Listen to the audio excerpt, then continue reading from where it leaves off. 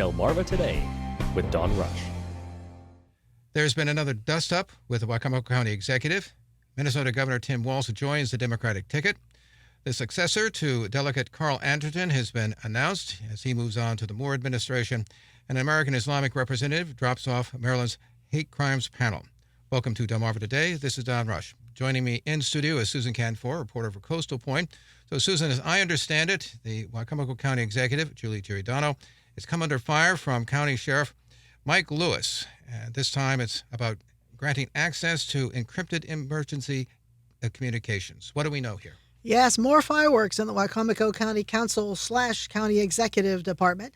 This week, Sheriff Mike Lewis attended the Wicomico County Legislative Council meeting with sheriffs from nearby counties, and Sheriff Lewis was not at all pleased. Giordano, he said, granted access to encrypted emergency communications channels, and she gave that to the Facebook page Eastern Shore Undercover, a move Sheriff Lewis said nullified all of our planning, our meetings, and our hard work. He said his chief deputy told him all she would have to do was give the keeper of that Facebook page, Earl Campbell, a police radio, and all the sheriff's office's planning would be futile. The sheriff said he laughed when he heard that, and he replied, in his words, she wouldn't be that stupid. But he said officer safety is at stake, and confidentiality of crime victims is also at stake. What they don't need is someone sitting behind a keyboard exploiting their private lives. Their privacy means something to me and to my fellow sheriffs seated at this table. We strive to uphold their dignity and to respect the privacy of our citizens and those we encounter and those we are sworn to serve. Plus, he said Eastern Shore Undercover is not really a reliable news source. At a news conference on Thursday, Giordano announced that there would be a pause in the Memorandum of Understanding with Eastern Shore Undercover as the sheriff develops plans. Because now we know that there is a plan in the works, we have paused our MOU with Eastern Shore Undercover. Not dissolved it, but paused it. Mr. Earl Campbell has graciously returned the county radio to me. While his contract is completely valid, he recognizes the picture that is being painted. Giordano said her goal was to promote transparency and that it was not meant to be forever. It would only be until law enforcement got its policy in order. She said she told the sheriff's office about her plan, but Lewis said word never reached him. This was not vindictive. This was not trying to go behind anyone's back. There are going to be documents that are made available where it shows where I asked the sheriff to come up and the sheriff's office to come up with a policy. I sent it out to all of the media. I mean, all of these things can be proven right, from email. And so all of that will be made public. You will be able to see it. But so it's just kind of frustrating. At this week's legislative work session, county council members said they never heard about it either. There is a dispute about whether she had the right to provide an MOU or Memorandum of Understanding and also to provide those radios to Eastern Shore Undercover.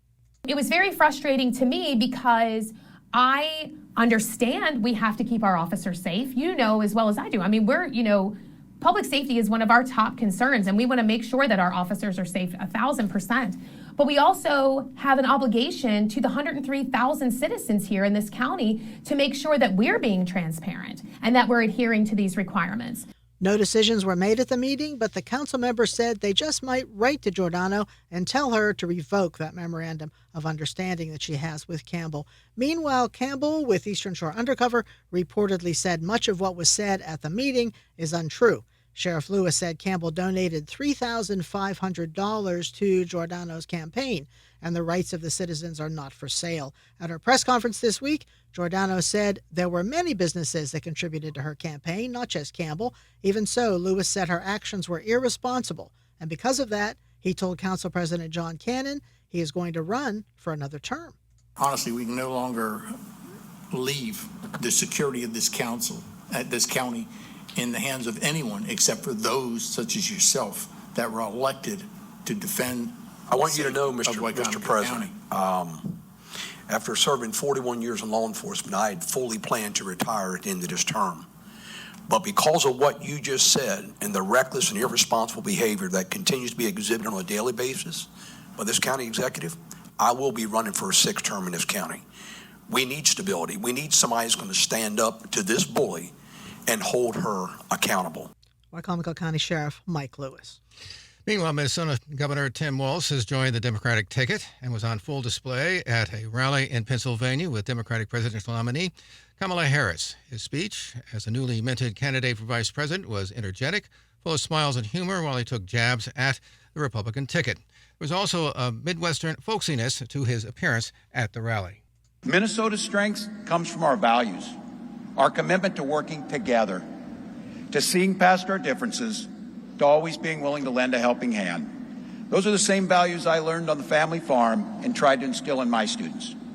I took it to Congress and to the state capitol, and now Vice President Harris and I are running to take those very values to the White House. His appearance stood in contrast to his Republican counterpart, J.D. Vance, and is expected to produce a sharp contrast if they meet for a debate. We now turn to Delmarva Public Media's Kevin Diaz, who was a political reporter for the Minneapolis Star-Tribune. It really took me back to my days in Minnesota. I've sensed a lot of Minnesota nice, a lot of Minnesota earnestness, that kind of positive, folksy kind of delivery that you expect from you. It takes you back to like Hubert Humphrey and Eugene McCarthy, that prairie populism, that everyday kind of practical liberalism. Not as strident as modern-day progressives maybe from back east around the West Coast. So how do you think that's going to play then on the big stage? We're talking about a style of delivery here. It's the way that he frames things. You saw the whole joyfulness, the laughing, the smiles. Did you notice the entire time, I think it's 18 minutes he spoke, the entire time there was Harris right behind him with a grin on her face.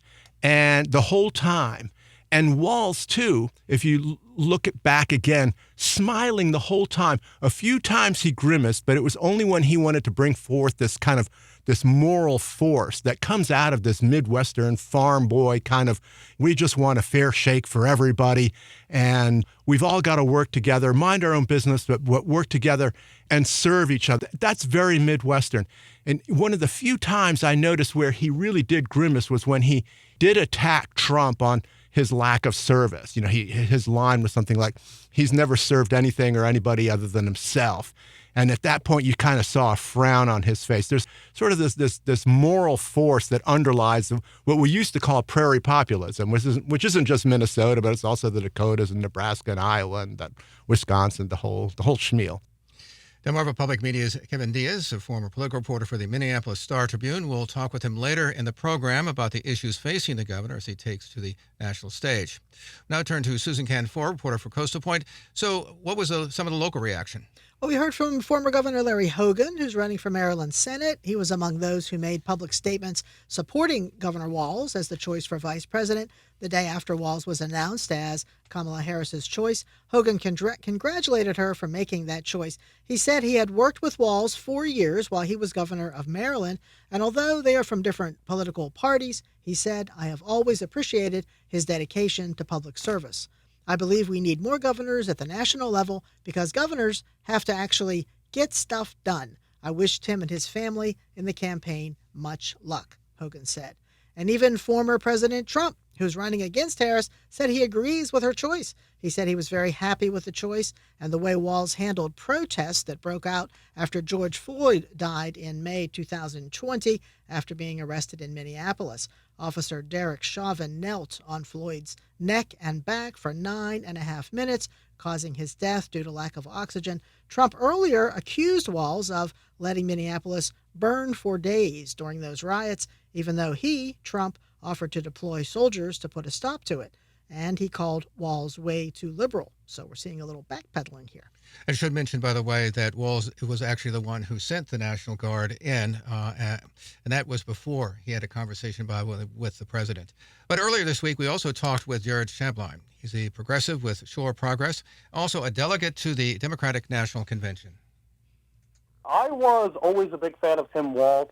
I thought he was my favorite going in. I knew there was a lot of good competition, but I think there was a lot of people from both wings of the Democratic Party, not only progressives myself, but even more conservative members of the party who really liked him and was really pushing for him.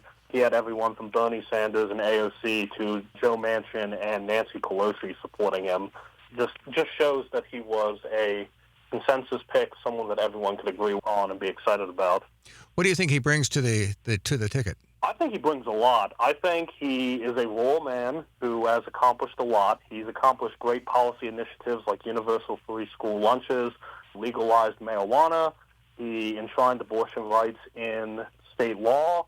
He expanded pre-K. I also think it's important that who he is as a person. He's an everyday guy. I mean, he served in the military, and then he was a teacher for 17 years. He's not an Ivy Leaguer, which nothing against people who, seek higher education like that. But it's nice to have just, your standard rural gentleman who went to a state school, was a head football coach, someone who was involved in the community, kind of have us on the ballot. Not only being on the ballot, someone who is an everyday person, but someone who aligns perfectly in the mission of child care, reducing child poverty, and protecting labor rights. Some people have suggested he has a moderate image. Do you agree with that? I think so as well. I think it's being able to market progressive values to the average person, progressive values with a rural faith. And I think that's something that we need. I mean, there's a big saying in politics, and something I truly believe: you have to meet people where they're at, and I think that's what he does. He's able to market common sense policies to people in a way that makes sense to everyone, from the football coach to the lawyer to the guy down the street. I also think he gives off major vibe. He gives off the impression that he could be like my uncle, one of the family, someone you'd see around Thanksgiving dinner, which I think a lot of people like to see, especially here on the shore. So how do you think he's going to match up when he sees J.D. Vance on the debate stage? I think he'll match up very well. I mean, J.D. Vance has ostracized women and families who don't have children. He's made incredibly radical statements, including comparing abortion to slavery. And he's going up against a man whose big policy accomplishment was ending hunger in schools by making sure all of our students have 3 meals in Minnesota.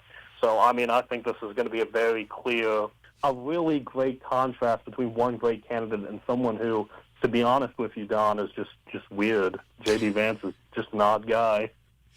So how do you see him fitting into the ticket with Kamala Harris? Yeah, like you said, I think he brings rural representation. I think he brings Midwestern representation, which will help in areas like Michigan, Wisconsin. I even think he'll be good in Pennsylvania as well. I think he brings someone that we don't really see a lot in politics these days, your average Joe on top of the ticket, which I think will balance the ticket. I think it will show that the Democratic Party is once again standing with working people, with blue-collar workers, and that they have a seat at the table in our party, and that rural people like us who just get up and work 9 to 5 every day have a spot in this party, have a seat at the table, and it matters. Jared Shabline, he is an Eastern Shore delegate to the Democratic National Convention. So as you know, Susan, Delegate Carl Anderton is moving on to join the Moore administration, and his replacement has just been announced to fill out the left of his term. He's Barry Beecham. What do we know about him? Yes, this week, County Executive Julie Giordano sent an email to us and other members of the press announcing former Maryland Delegate Carl Anderton was going to be replaced by Salisbury businessman Barry Beecham to represent District 38B. Anderton resigned late last month after he accepted Governor Wes Moore's offer to become Director of Rural Strategy within the Maryland Department of Commerce. He was elected as a delegate about 10 years ago. Beecham's name was expected to be forwarded to Governor Moore for confirmation this week. Beecham, who is 63 and the father of 2 daughters, owns Beecham Brothers Construction. He has lived in Wicomico County all his life, and he's active in the Salisbury Fire Department as a volunteer firefighter, EMT, engineer, and assistant chief. He's also a real estate agent. He was elected to the Wicomico County Central Committee 2 years ago. This year, Governor Moore appointed him to the Maryland State Board of On-Site Wastewater Professionals. His wife, Susan Beecham, who represents District 3 on the Board of Education, has had his help with her campaign. He has been involved in fundraisers, and he and his wife have 4 grandchildren. And also, finally, we have the White Marlin Open. It's underway in Ocean City. Was extended until Saturday because of the recent storms. How are we doing on that front? Yes, this year's White Marlin Open in Ocean City was extended until Saturday, August 10th. The world's largest and richest billfish tournament has more than 300 boats entered and $8.5 million in prize money. Updates are posted on the website every day. Earlier this week, it was announced billfish finally made their presence felt, and that lifted the spirits of the anglers as well as the spectators. On another day, tuna were dominating. On the inlet at Ocean City, tents are set up, and they're selling souvenirs and gift items related to the tournament. The first white marlin event was in 1974, and that year there were 57 boats, 150 anglers, and $20,000 in prize money. The 2023 event drew 400 boats, over 3,500 contestants, and awarded over $10.5 million in prize money. And that included the top individual prize of $6.2 million, and that established a new world record. During the 50 years of the tournament, $105 million in prize money has been awarded for catches of game fish that migrate up the Gulf Stream each summer. And it looks like I'm going to have to change hobbies because pickleball just doesn't pay that much, Don. Well, we've been speaking with Susan Canfor, a reporter for Coastal Point. Appreciate you stopping by and chatting with us. It's always a pleasure. You're listening to Delmarva Today. This is Don Rush.